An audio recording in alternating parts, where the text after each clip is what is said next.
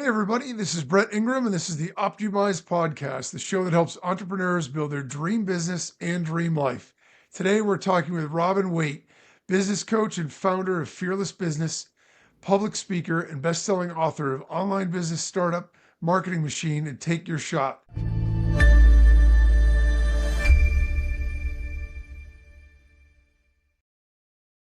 I'm super excited about this because I believe a great coach can help us in any walk of life to get better results faster and easier than we can do it alone. So with that, welcome, Robin, and thanks a lot for joining us. Oh, it's a pleasure, Brett. Thank you for inviting me onto the show. Yeah, I'm really looking forward to it. I got a lot of stuff I want to ask you, but let's start with your background. So how did you get your start in your career, and then what led you into business coaching?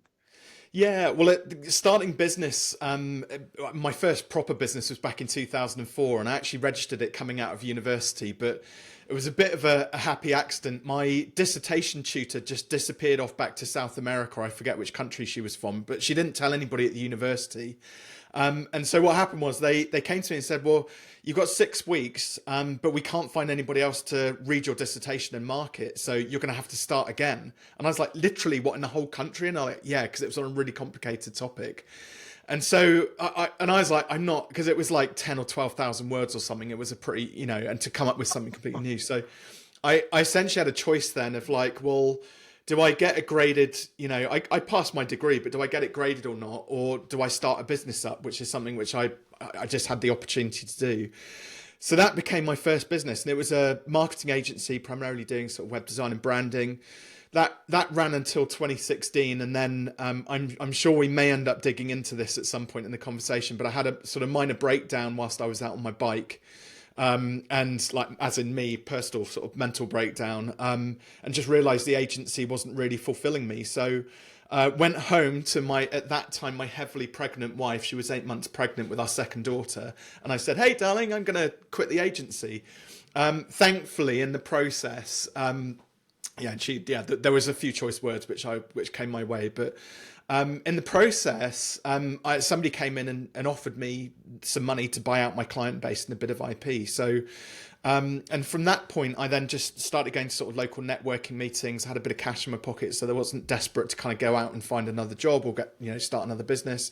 Just thought I'd see what life threw at me, and then some people heard my story that I'd sold my agency, other agency owners, and they said, hey, Rob, do you think you could we have a conversation about that? And so, Brett, I won't lie, I do anything for coffee and cake. So literally all I did, it was just a bit of informal mentoring.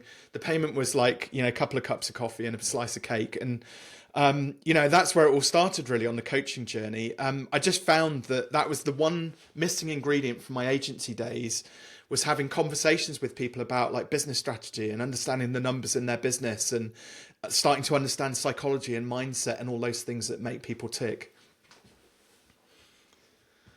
Well, that's a couple things I want to unpack there. First of all, it's fascinating, but I have to say it's funny that you sort of had this epiphany, and sometimes things are even going well, but you just don't feel fulfilled, right? And so it's the thing that makes you. I was in a sort of parallel, but also totally different circumstance. I was actually in graduate school finishing my MBA, and I was a couple of months away from finishing. I had the start of a family here. My wife and I were married already at the time, and we had our young son. And I just got this feeling because I was going to go into consulting. And what I realized is I was going to be flying around the country, maybe the world, living out of hotels, creating a great lifestyle for my family that I wasn't going to be a part of because I wasn't going to be there. And so I was only a few months left of school. I was actually actively interviewing for consulting jobs. And I said, you know what? I don't want to do this. It was less because the job I didn't think would be fulfilling, because I was really excited about it. It's that the lifestyle for me, I didn't think was going to be the right match. So that's the backdrop I had to start my business, which I think is fascinating. But the other thing that you touched on there that I think is really important is the piece about the connection with other people. So I've been a digital entrepreneur for 17 years. And the one thing, the reason I started the podcast is because it was so lonely. And what I realize is there's all these other people out there. I mean, we're connected digitally, but we have so few real conversations anymore, so little FaceTime. And it gets to a point where it's very isolating. And I recognize that there's got to be a lot of other people out there that are struggling because even if they're successful financially with their business, it can be really lonely. And I wanted people to know that, hey, listen, you're not in this alone. There's other people out there that have done this, are doing this. It's important we build a community and that we stay connected. So I think it's fascinating because even though your journey in some ways is totally different from mine, in some ways there are a lot of real parallels. So tell me a little bit more about that sort of epiphany. When you were out on your bike, how did this whole thing come about? Yeah, it was so I used to go cycling every Sunday with a club. I did it for sort of close to 10 years, and I've recently had to give up just because of health issue which I've had to deal with. But we went down we were going down, it's called Froster Hill. It's the only categorized climb in the local area, but we were going down it this day, and I hit 52.5 miles an hour on my push bike going down this hill.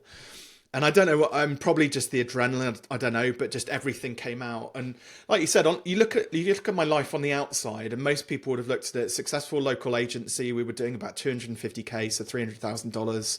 I had a small team. We had loads of clients. You know, it all looked great. And just got to the bottom of this hill, and I was just in floods of tears just once the adrenaline had kind of come out of my body. And my mate's like, geez, what's going on with Rob? Like, and I just said, oh, don't worry, guys, it's okay. Again, coffee and cake's the theme. I was like, go to the cafe, just line me up with coffee and cake. I'll see you there in a bit.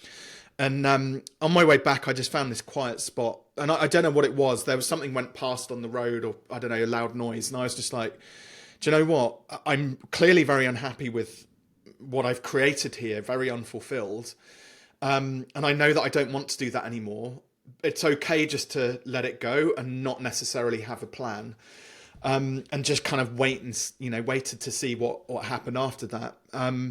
But yeah, huge, like literally an emotional roller coaster going flying down this hill and then breaking down. But probably I think one of the best decisions I think I ever made. Scariest decision, but the best by far. That tends to be the case, right? I mean, the bigger the decision, the scarier it is. In general, those are the ones that make the impact. It's sort of like the things that you work for in life that you have to struggle to get, you tend to value a lot more than the things that, that you are given to you. I remember, and I'm dating myself a little bit, but in the movie St. Elmo's Fire, from a few decades past, there's a scene where I think Mayor Winningham, she's the daughter of this really wealthy, successful guy, and he's going to set her up. He's got the apartment, he's got the job, he's got it. And, she gets to a point where she's like, you know what? I don't want any of that. She goes and does her own thing, gets her own apartment, which is like a dump compared to what she would have had. And she's like, I made myself a peanut butter and jelly sandwich last night. It's the best one I ever had because it was in her own place for something that she worked for and created on her own. And I always, that line always sort of got me because I thought, wow, yeah, there's real value in that. So, all right, so let's talk a little bit about coaching in and of itself, just so we're clear about it. I know there's a lot of confusion around this. What exactly is a business coach and how do you help people? Yeah, so I mean, there's the bit of confusion is around sort of the difference between a coach, a consultant, and a mentor. They're kind of the three which people sort of all blend into one. So my this is my take on it, whether this is like the proper definition or not. But for me, a coach is somebody who asks well-formed questions, and they extract the answer out of the person who sat across from them, and they don't necessarily try to influence that person or impart their own judgment or various other things on that person. There's this notion that with pure coaching everybody has the answer within them, and the coach's job is to help sort of guide them in that sense. Then there's the mentor. The mentor is somebody who's kind of 10 or 20 years your senior, who's probably been there, got a dozen t-shirts, they've made all of the mistakes, and they can kind of just say, do you know what, Brett, just go and do this. Like, don't worry about all those other things, just do this and it'll all work out. So a mentor kind of has the experience. They're there to guide you, but they'll actually lead and just tell you what you need to do. And then obviously on the consultant side of things, it's much more like they're much more in the trenches. So there's a bit of coaching and mentoring, but they're actually doing the sort of, I call it the done for you work, where where they're actually doing some of the heavy lifting as well. Me personally, because I don't have a traditional coaching certification, so I'm not accredited with the ICF or anything like that. What I've chosen to do is find coaches who I admire. So Rich Litvin, I'm a huge fan of Rich Litvin. He wrote a great book called The Prosperous Coach. So I've done several of his courses. There's another amazing woman called Byron Katie who does, she's got a framework called The Work, which is just absolutely like amazing for dealing with conflict and things like that, internal and external conflict. And just I've picked up various frameworks basically and just kind of learn them and start to apply them in practice. But I because of my experience in the agency days, I probably am like 50-50 coach and mentor, because sometimes people just need to be told. It's as much as you can ask the questions. I liken it to like, when you go and see a therapist, like you go to the therapist looking for answers, right? You got these questions in your own head and you want somebody to kind of, help you, like give you answers. And they don't, they just ask you loads of questions. And then you go down the pub with your mates, with your problems or challenges of the week, and then they just vomit unsolicited advice, which they're not unqualified to do, right? So it's almost like the wrong way round. So I kind of am like the coach and mentor. When I can see somebody's really struggling with it, grappling with something, I'm like, hey, have you thought about doing it this way? And I actually feed them, to switch more into the mentoring modality. I think, what you touch on there is really important, because sometimes I think when we're in our own business, some of the obvious things that you can see when you're looking from the outside in are hard to see. Yeah. We're in it every day, we're doing our thing. And so sometimes the path isn't always as clear. Sometimes we're so connected to our products or services or offers or our clients or whatever that it's hard to make objective decisions and see things clearly. And so sometimes if you're just there to say, ask the questions that make the person think in a way that lets them see it, great. And sometimes, like you said, it's more prescriptive. Hey, listen, all right, this isn't really working. This is what you need to do. I think there's definitely value in both of those. So what are common mistakes that you see business owners making? Yeah, I mean, so my sweet spot's around sort of pricing and money mindset. And actually, so the most common mistake I see people making is just pure lack of planning. So they might have, a great idea for a product or service, and then their mum or, someone in their family's like their biggest cheerleader. Oh, you should do that. You should start up a business. And so they go into it and then blindly just start selling stuff without really reviewing the numbers or making a plan for like how they're even going to survive like the first sort of 3 or 5 or 10 years in their business. And so what generally, in fact, I did a study. I looked at, in the early days when I was coaching, I used to have like a quiz, which I would send all of my prospects to do before we actually spoke. And the first 200 people that filled it out, the first question was, rate your business plan on a scale of 1 to 10. And the numbers were loosely about 75% of the people who took the quiz rated their business plan 4 or less. So it's pretty substandard, a majority of people. 25.6% of those people rated it 1, which was basically meant the business plan was non-existent. So what do you rate this, how do you rate the success of those people like moving forward? I'd put their chances as being pretty slim. So first mistake is not really planning. The second mistake is not really understanding the numbers and the economics within their business, which kind of goes hand in hand with the planning because they're one and the same really. But a lot of people, they'll just start selling a product and they'll look at their competitors and see what they're charging, but they won't ever question whether their assumption about whether those businesses are doing it the right way. So you could be about to copy somebody's prices, but they might be underselling themselves, lacking profitability, and you're about to copy a flawed business model. So I always encourage business owners when they go through the planning process to just do a couple of really basic calculations around like their business model. So I'll give you a simple example. So imagine a business owner wants to get to $100,000 a year turnover. So 6 figures is quite a reasonable sort of target to aim for. And then, so that's first question. Great. So we understand where we're shooting for, financial wise. So, second question would be, well, how much are you thinking of selling your widgets for, your product or service? And they might say, well, $1,000.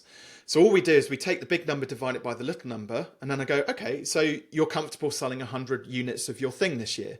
And at that point, and I do this simple exercise in front of rooms full of people, and everybody's like, oh my god, they're looking at their numbers, their eyes are popping out their head or through their glasses because they go, oh my god, I can't deliver 100 units, that's just impossible. Especially in like the service industry, it's unusual to be able to, starting Yeah. out, deliver that number of units of capacity to work with 100 plus clients. So then we go, okay, well, what's a reasonable capacity? What's a realistic capacity for you to be able to deliver? So what we're looking at here is just basic supply and demand. That's all it is. Okay, well, 20 Yep. clients. Right, okay, so we'll take 100K, divide it by 20 clients, and now we end up at 5K for your widget.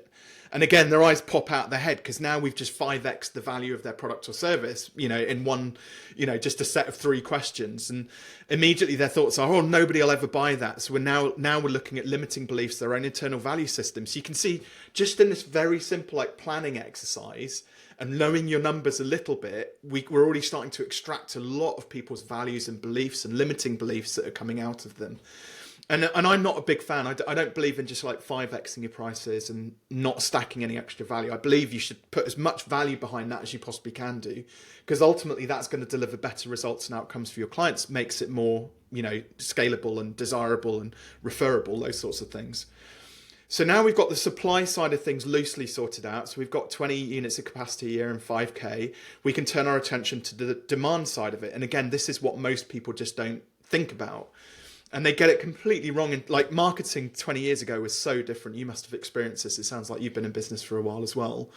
And we don't necessarily have to go into that side of it. But when we say, okay, well, do you think you can, stimulate enough demand for 20 units, 20 sales this year? And again, their eyes pop out their head and like, well, I don't know anybody. I'm just starting out. How am I supposed to get 20 sales? And then, so we start to break it down. Well, 20 sales, that's like, two per month, 1.8 sales per month, that. And then they go, okay, well, that seems achievable. I think I can do that.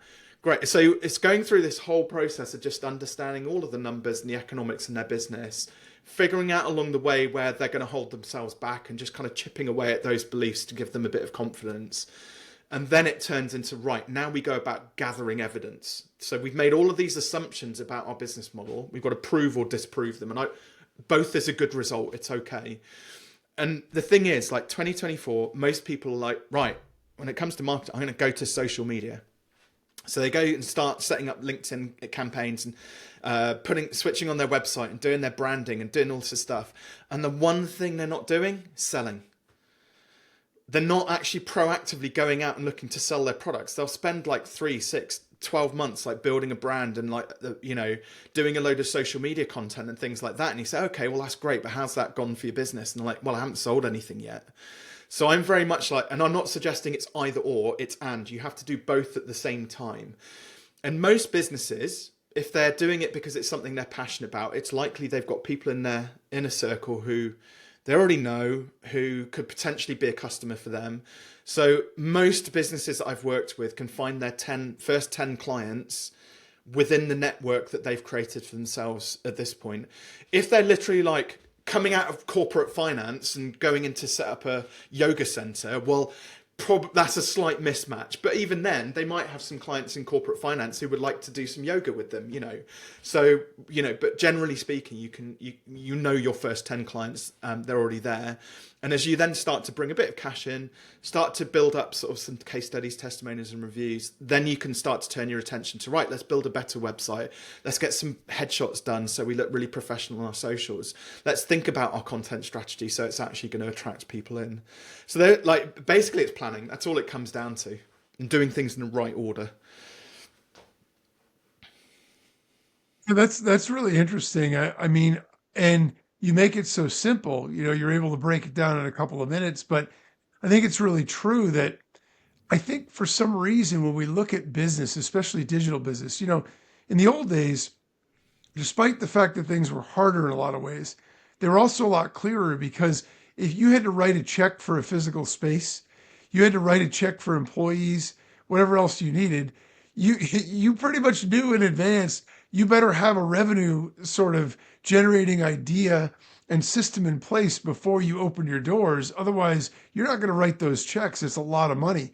Nowadays, because all you have to do is put up a website and a buy button, people, I think, also have a tendency to sort of shortcut a lot of the processes that go into thinking it through and deciding what you're going to do.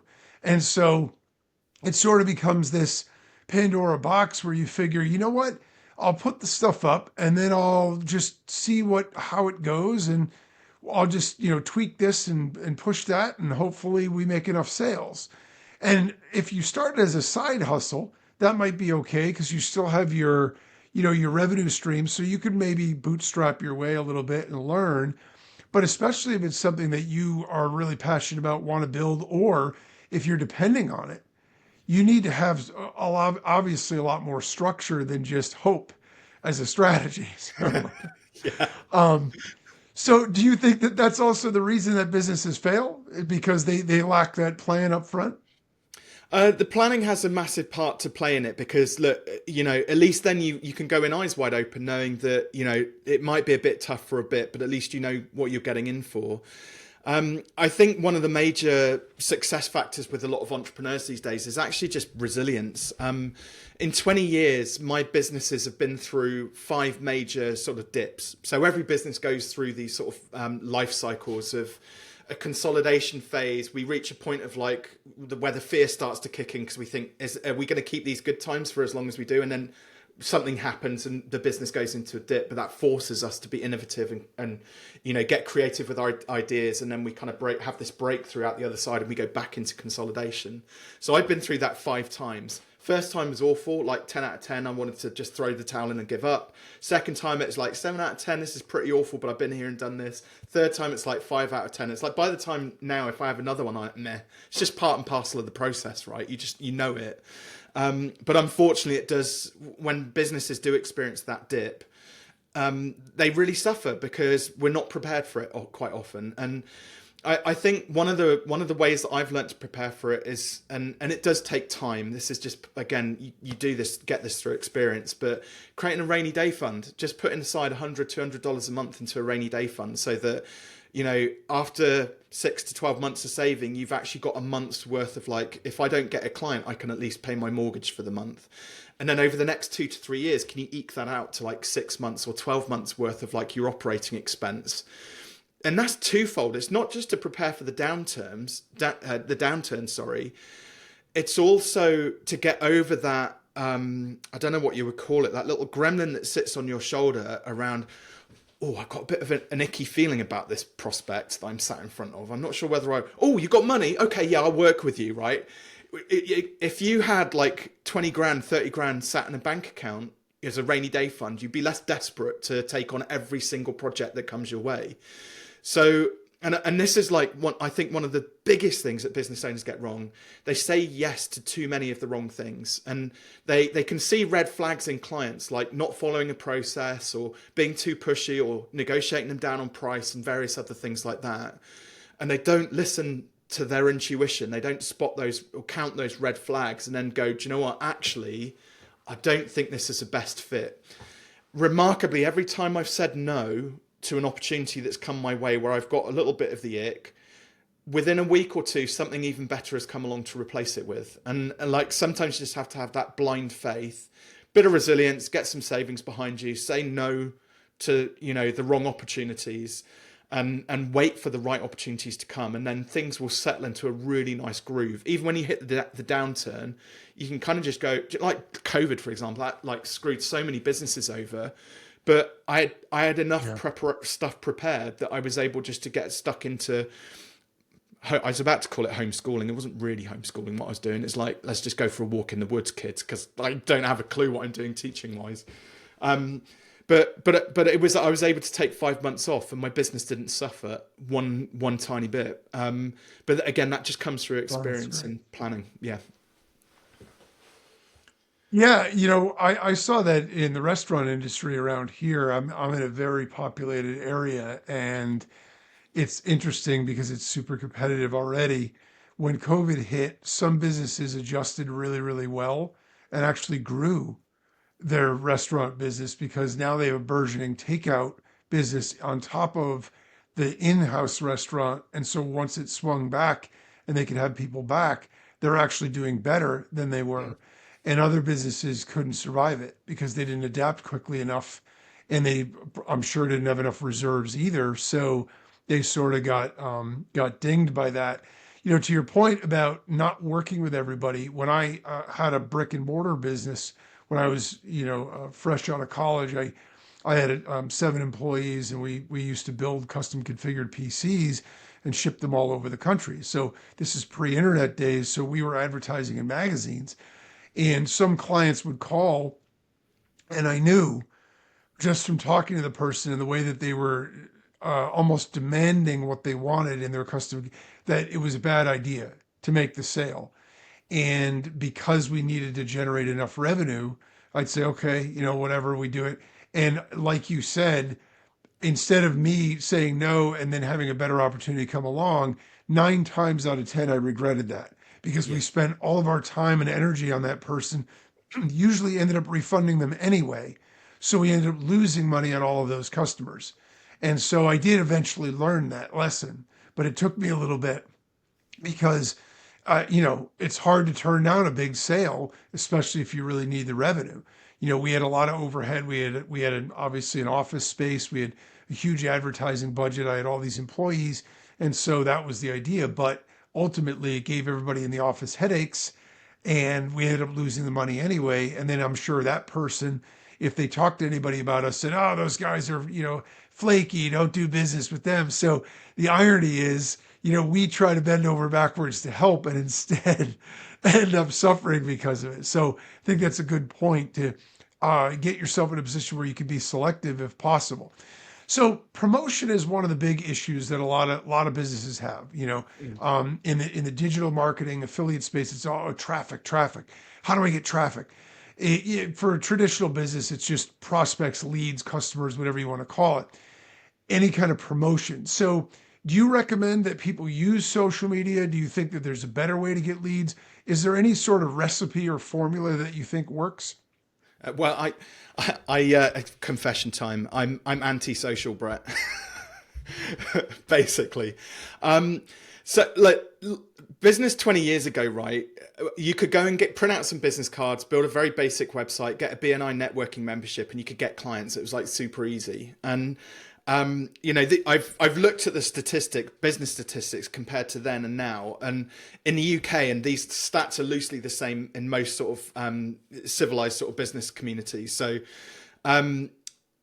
in the UK, we had about 500,000 registered small businesses in 2004. Today, we've got 6 million registered businesses. So 12 times the number of businesses that you're competing against just in your country alone. Then you add into over that time, the growth of the internet and social media. So you've got this global marketplace now, which you're competing against, tens of thousands of people in a similar niche. It doesn't matter whether you're a coach, an accountant, a web designer, whatever it is, And so, but the natural inclination is that, social media and the internet's greased the wheels of getting started and getting online and having your brand out there. But the challenge is you are now fighting it just against this like cacophony of just noise that doesn't stop. And one of the things, and I got caught up in that because all of the gurus and experts in the marketing space, they're all like, oh, you got to repurpose content and get onto Twitter and LinkedIn and Facebook and all this stuff and run some ads. And you just get like, let's try all of this stuff. And I noticed at the end of 2022, I always kept on coming back to the same 3 things that I do. So for me, my books have always done well. Coming onto podcasts, my own podcast, they've always done well. And then speaking from the stage, they've always been pretty consistent at driving leads over the last 8 years. So, and I was fed up with social media. I mean, we were probably spending 25, 30 hours a week, on producing content for the different platforms and stuff. And I didn't really feel like it was tantamount to the result we were actually getting all of that effort. So we stopped. I was just like, right, we're stopping social media. We're not doing it anymore. But then, of course, I had to replace it with something. I had to find a home for my book somehow and get onto more podcasts and things like that. So I started researching partnerships a lot more. And to me, for 18 years in the run up to this, partnerships had always been more of like referral basis. You scratch my back, I'll scratch yours. What's in it? And it was very commercially sort of driven, and it had to be very equal. And I just felt, I've always zagged when everybody else is zigging, and I was like, I like partnerships, but there's a problem there that I've never got quite to work. So, but what I did is I literally I wrote down a list of 10 people I thought these people are really cool, fun people. I like their message when, you know, and the content they put out. They're cool, fun people to hang out with because I'd met several of them in person. I thought, I just want to do more of that. That feels like the right thing to do. But how can I make it more of a partnership? So like we feel a part of each other's world somehow. And so all I did, I started showing up to their events. So if they put on in-person events, I'd get myself out of my little studio here and go into London or wherever and attend their events. But I wouldn't just show up to the event. I would make sure I was helpful and I added value. So I'd either sit at the front row and made sure that I could go and shake their hand and have a selfie with them at the end of the talk or whatever. But a couple of times I just thought I could see stuff going on that ordinarily you would just feel a bit awkward doing it. But I thought, no, I'm going like anti like the usual ways of like just conforming in a business sense. So I saw one of the events I went to, there's about 600 people there, and I could see everybody was lost. Nobody knew where to go when they were walking into the venue. So I took my bag down, took my coat off, and I started directing people. I was like, Loser over there, auditorium's there. If you want to go and get your book signed by Ali, go over there. Started directing people around.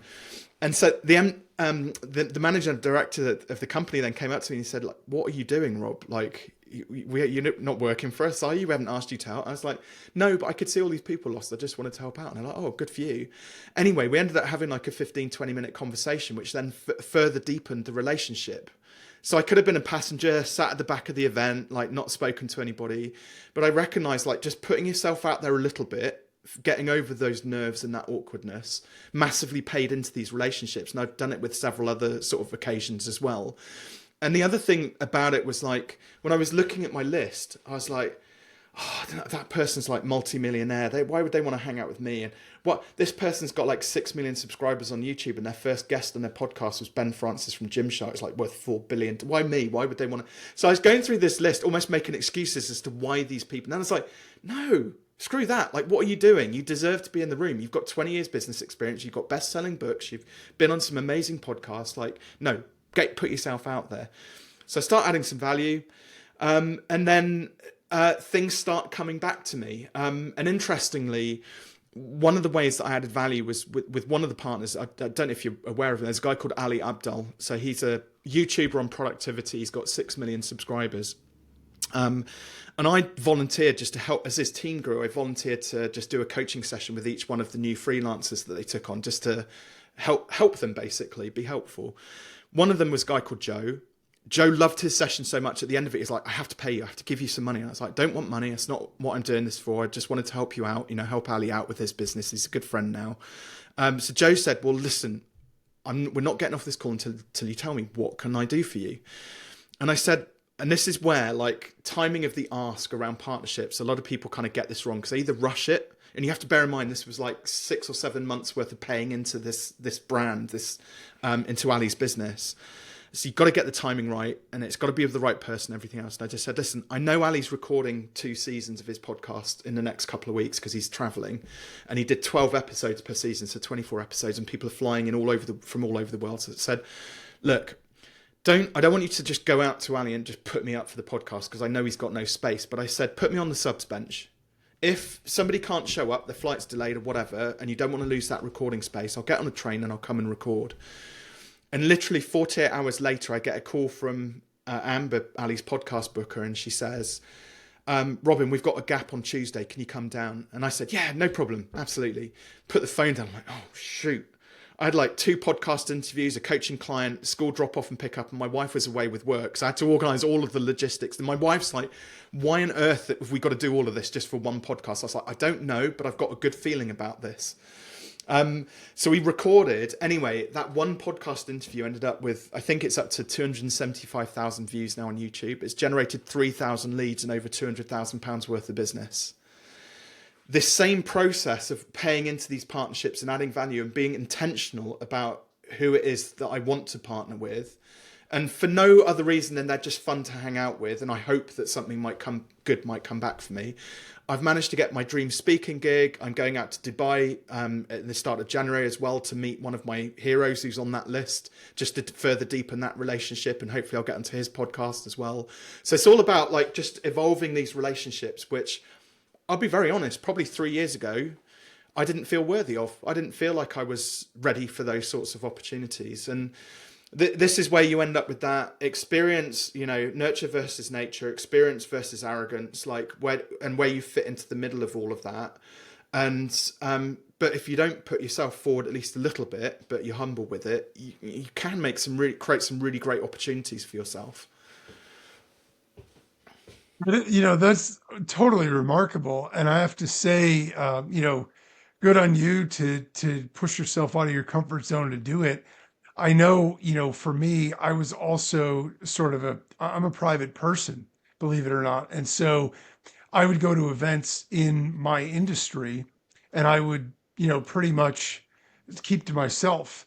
And then I said to myself, when I was going to one of the events, I had some guys I was talking with online. We were doing some business together. And one of them said, you got to come to this event. And I always resisted because I'm like, I can get more done at home. I just got to get stuff done. So I went to the event and I realized like what was going on. And I said, geez, all the real action here is in the back of the room, in the lobby, and at the bar when people are having happy hour. It's not on stage. And so the next event I went to, I said, I feel really awkward about this, but I'm just going to stand in the back of the room. And when I recognize somebody that I think is important to talk to, I'm just going to start a conversation.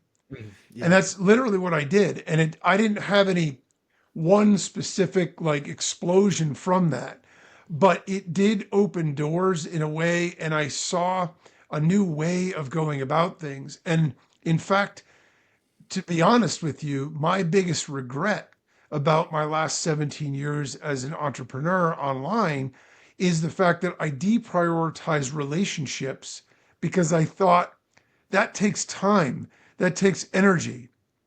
What I've got to do is get stuff done, right? I have a lot of things I got to get done. I realized after reflecting that I had it totally upside down. Had I Yeah. just invested in the relationships first, everything would have happened so much faster. I can't tell you the number of times I banged my head against the wall, couldn't figure out, like, oh, made all these mistakes. And then I talked to somebody and they were like, oh, yeah, yeah, you just got to do it. And I'm like, I have all these people that were right there at my disposal, but I didn't invest in those relationships. And so I wasn't being social and building that kind of community and network. And what I've realized is even above and beyond the utility of it, right? Because that's sort of a crass way to look at it. Well, what you can get out of it, just the connection, the being with other people, it makes you happier. It makes you feel more well-rounded, grounded, all those other things. I can't tell you the difference in my own life, the way that I feel on a daily basis since even starting the podcast, where even though we're not in the same room together, because we can sit on a call and have a real conversation, get to know each other, talk about stuff that matters, the difference that it's made just in the way that I feel about everything is remarkable. So, it's awesome that you figured that out early. And I also love the idea that you're giving not with the expectation of what you're going to get back, but just because you feel like, hey, this is the right thing to do. And I just feel like it's going to work. Because I have to say, when you're in a state of deprivation, when you're in a state of need, and you feel like I've got to build my business, I've got to get the revenue up, most people, what they do is they reach out to people with the expectation of trying to get something because they feel desperate. Well, when I take care of this first, then I'll start to give. Again, it's totally backward. When you start to give first, what you realize is people start to come back to you and say, how can I help you? What can I do for you? And it's remarkable the difference as opposed to saying, hey, I really need this. Can you help me with this? And people are like, whoa, whoa, what do you? So It's a massively it's a different energy, remarkable isn't it? dynamic. it's a different energy Yeah. between It, like bit that abundance and that scarcity sort of mindset. I think that's ultimately what it comes down to. I think the challenge though is that most people don't have like the resources. They don't have the money in the bank just to be totally 100% abundant. I'm not suggesting you got to have like buckets of cash or be a millionaire or whatever, but there is something to be said about sort of patiently sort of waiting for the opportunity to come along at the right time. And like if we quantify it, so I was spending probably up to 30 hours a week on social media and the traditional sort of marketing, online marketing before. With partnerships, I probably only invest 3 to 4 hours a week, if that, max. And then all of a sudden, it was remarkable what started to shift for me, especially once that interview went live. I mean, one, I was particularly busy for a very long, several months after that, with all of those inquiries that were coming through. And I still get them through coming today, even 18 months, on from when it went live. But when things started to open up for me, and now I'm like, oh, God, I can breathe now. How I actually go about delivering content online now is very different. So, and it's only been literally the last 2 or 3 months where I feel like I've kind of got it a little bit now. What if there was a cheat code or a trick to social media? I think I finally understand what it's about. And so, probably other people will listen to this and go, yeah, of course, Robin, that's really obvious, but I'm going to say it anyway. Well, I started to just look at each platform and its individual right, and how the individual people on that platform were then interacting with it, and then what the algorithm chose to pick up. And it's different from TikTok to LinkedIn to Twitter and to everything else. So the big thing at the moment, Gary Vee, bless him, I love Gary Vee's energy and what you were saying there about he has time for everybody, and I massively respect that. His security like ushering him off the stage, and this kid will come up and say, Gary, and they'll ask him a question. He will always stop and speak to them, which I yeah. love.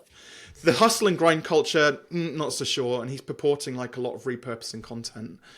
But repurposing it, like if it worked for LinkedIn, it probably won't work for the others. So that's like 5 platforms of wasted energy, just by virtue of the fact that if you created it for one platform. So I had in the last month, I've had my first LinkedIn post go viral. So I got one up to 250,000 impressions and hundreds of comments. I had 4 TikToks Oh, recently go over 40,000 views, which I've never had before. And it's because all I did is as I was scrolling the feed, I would be like, oh, that's doing well. That topic's doing well. The way that person's delivered it. Oh, look at what they've done for their tag. So I'm actually paying attention to like the nuances of that one post or that one piece of content that somebody's put out. And if I have a view on it or a similar topic, I just model that. I don't copy it verbatim, because obviously that would fall mhm. flat, because that's somebody else's message. But so I'll always repurpose the message and make it my own, but I'll look at the other sort of characteristics of the content. And I've just started to notice some of my posts now are really gaining traction because of that. Not and I mean across LinkedIn, across TikTok, not Twitter or Facebook so much yet. My email list, I've sent out a couple of emails again, which have very much tailored to like that email community I built, and they've got some really great traction as well. So I think you have to create the space to be able to then see the opportunities that are out there as well, which I know sounds a little bit woo. And I will, but the joy is now I get to do social. I don't have to do it. I get to do it, and I think that's why my content possibly is better. I don't know if anybody would sort of believe that or not. And then also podcasts. Like I realized, because I was so busy doing all of the other stuff, I had very little time for podcasts, right? And these are great opportunities to meet really cool, interesting people and have conversations like this. And it's always been a real joy of mine, and not least because also there are practical results which come out of it as well. It's good for personal brand, but I did the Google Partners podcast back in 2017, I think 2018 that went live. And I still get inquiries to this day from that Google Partners podcast. So the power of podcasting. But again, it's like, you've got to do the preparation, you've got to do the outreach, you've got to do your research as well about the podcast you're going to guest on. You've got to take the hour out to record, and you've got to be prepared to share it afterwards when the host starts to, promote it and things like that. So there's still a heavy lift, but again, it's far more fun, I think, than just grinding out social media like, every day. Yeah, I'm with you there. I think, I love the shelf life of podcasting. For me, it was the depth, right? The reason, because I said, geez, what can I do to both share a message, build an audience, so it's really a win-win, right? And I have a lot of experience. Every time I'm somewhere in person with people, they're always like, "Oh, you gotta tell, like, people don't even know, like, you gotta share this." And so, but I was always resistant to social media because it's so disposable. It's so Yeah. quick, and I was always concerned about that churn with it. And what I like about the podcast is that you can go deeper on things and they have a longer shelf life. So it just resonates more with who I am and my style. And so that was really the big thing with that. But, to pick up on what you said about social media specifically, the other thing that I've heard, and I forget which guest said this, but it stuck with me. So I wish I could give them credit for it. But they said, one of the things is when people make social media content, oftentimes the reason it fails is because they make content for themselves. Yeah. They're not thinking about what value am I giving to the audience. They want to see themselves on the platform. Not that they're even watching it, but they want to tell people about themselves or share about themselves and not what is in it for the audience. Give the audience something that's valuable to them. That's what will get them to say, I want more. If you're just like, hey, this isn't social media, but I was on a sales call years ago and I wasn't in sales, but I was with a new sales guy that our company hired. So we go into a client site and our company had just bought an office in the Chrysler building, which if you know New York, it's one of the two most iconic buildings, that and the Statue of Liberty. So it's very expensive real estate. It's really nice. We were on the 63rd floor. It was amazing. Nobody cares except the people that work there. So we go into this office and we sit down, and I'm not even in sales. This guy's a professional salesperson. He's got 30 years of experience. We sit down with the client. The first thing he says, we got an office in the Chrysler building. Yeah, yeah, it's on the 63rd floor. Like we could see. And I'm sitting there thinking to myself, are you kidding? Like, do you think this guy can't? The only thing he's thinking is, no wonder your prices are so high. Yeah. Like, we're here to serve this guy, to tell him what we can do, what our consultants can do to help him. And you're bragging about our office. Like, so I mean, and that's the thing. And I think social media is emblematic of that as well, because I think there's a lot of people that's the focus. Look, I'm not, I was never a big social media guy. I didn't start even doing it till a few months ago.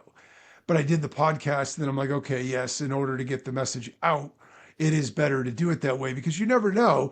Those shock waves do get out there. It's like the butterfly effect, and you never know when that stuff is going to come back. So Yeah. there's value in it. It's not that we're saying there's no value. It's just that you've got to use it the right way and you do it in a way that makes sense for you as well. So so that's awesome. All right, where can people find you, find your products, find your services, connect with you? Yeah, well, I've got a gift actually, Brett, for all of your listeners or people watching this. So I've got some signed copies of my book, Take Your Shot, which need new homes. I over-ordered on a recent delivery, so I've got to send them out to somebody, right? So, but if you want to go to fearless.biz/TYS for Take Your Shot, signed physical copies, I'll take them down to Pauline at the post office and ship them out to everyone. Part of that is because, I mean, I know my thing's pricing, but I also do have a deep passion for people who are sort of starting out in business to be able to get hold of like good quality business advice, and they shouldn't have to pay through the nose for it as well. So the books are like one of my ways of just sort of paying it forward to help other people get started. And typically, I mean, this actually touches on. I know this is slight. I know you asked me like to wrap this up now, probably, but marketing No assets like worries. books, podcasts, and things like that. You want to actually spend most of your time building those, and social media you then use just to like, direct people towards those marketing assets. And actually, I always recommend to people spend more time building the marketing assets and like less time, so like 80% of your time on marketing assets and then 20% of your time directing people to them. But yeah, signed copies of the book, go and grab one. I'm sure we'll share a link somewhere around this as well. That's perfect. Thanks for that. All right, I have one last question I got to ask because I always ask this of every guest, and I want to know what you have to say about it. That's what's your number one tip for success as a business owner or entrepreneur? This is why the branding exists. It's called Fearless Business for a reason. So fear the things in business and life ever so slightly less that stop you from achieving your goals. So whether it's going to meet your hero and shake their hand and take a selfie with them, whether it's standing up and doing a 60-second pitch, or going on a podcast with somebody who you really hold in high esteem but otherwise would be afraid of, like, just put yourself out there and start to create those opportunities for yourself. Fear the things in business ever so slightly less. I love that. That's great advice. And, you very rarely, I know it's cliche, but you very rarely regret those kinds of things. The risks that you do take, the ones you regret are the ones that you don't. And so I couldn't agree more. That's great advice. Perfect. Thanks so much. All right. With that, it's just about time to wrap things up. I want to thank you again, Robin, so much for sharing all your great tips with us. Visit fearless.biz/TYS for a free signed copy of his best-selling book, Take Your Shot, which has hundreds of 5-star reviews on Amazon. Thanks a lot for tuning in, everybody. And as always, remember, no matter what you want from your business and your life, don't compromise, optimize.